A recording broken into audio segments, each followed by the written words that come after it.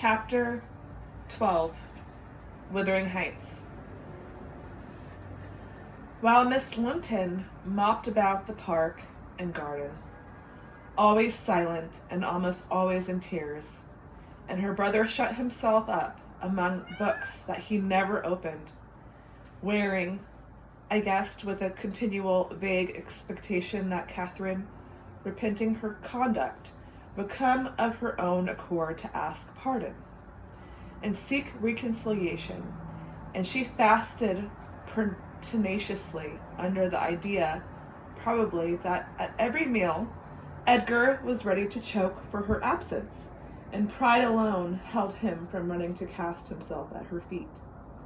I went about my household duties convinced that the Grange had but one sensible soul in its walls, and that lodged in my body. I wasted no condolences on Miss, nor any expulsations on my mistress, nor did I pay attention to the sighs of my master, who yearned to hear his lady's name, since he might not hear her voice.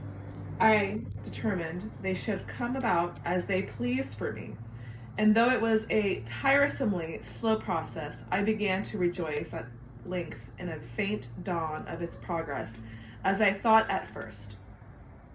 Miss Linton, on the third day, unbarred her door, and having finished the water in her pitcher and decanter, desired a renewed supply and a basin of gruel, for she believed she was dying. That I set down as a speech meant for Edgar's ears. I believed no such thing, so I kept it to myself and brought her some tea and dry toast. She ate and drank eagerly and sank back on her pillow again, clenching her hands and groaning. "Oh, I will die," she exclaimed. "Since no one cares anything about me, I wish I had not taken that." Then a good while after I heard her murmur, "No, I'll not die.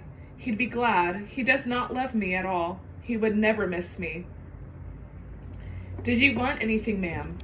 I inquired, still preserving my external composure, in spite of her ghastly countenance and strange exaggerated manner.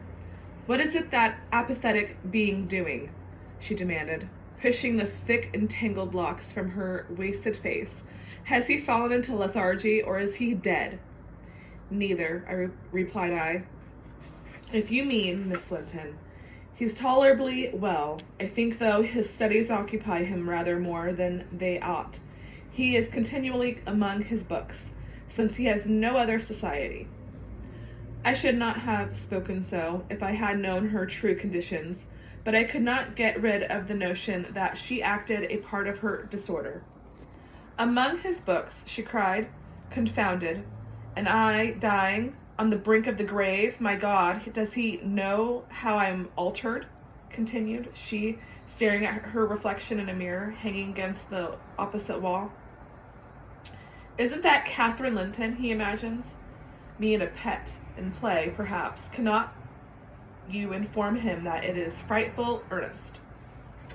Nellie, if it be not too late, as soon as I learn how he feels, I'll choose between these two, either to starve at once, that would be no punishment unless he had a heart, or to recover and leave the country.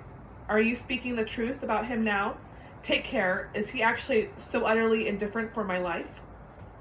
"Why, ma'am," I answered, "the master has no idea of your being deranged, and of course he does not fear that you will let yourself die of hunger." "You think not?